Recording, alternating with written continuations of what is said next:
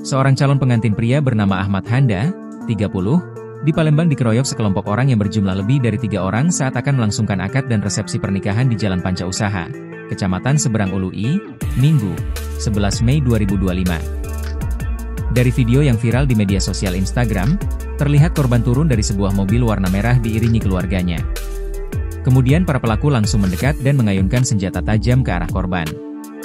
Korban seketika lari dari mobil dan menjauh, namun para pelaku tetap mengejar korban yang bernama Ahmad Anda, 30, yang masih mengenakan pakaian resepsi.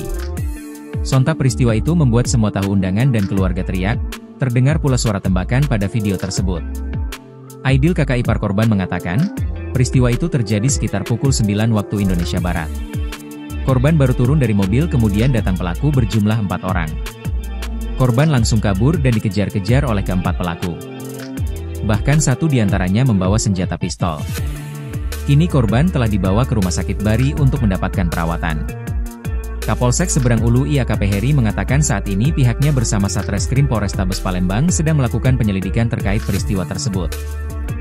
Kak, siapa nama Kak? Aidil. Kita aku kakak ipar. Kakak ipar. Oh. Nah itu mana Kak tadi? Kejadiannya jam 9 lewatan, nunggu pengantin datang. Mobil pengantin kan dari depan, dari arah depan. Terus pas di depan rumah, datanglah mobil tadi yang abu-abu tadi. Nutup jalan. Pengantin baru keluar, tiba-tiba langsung masuk.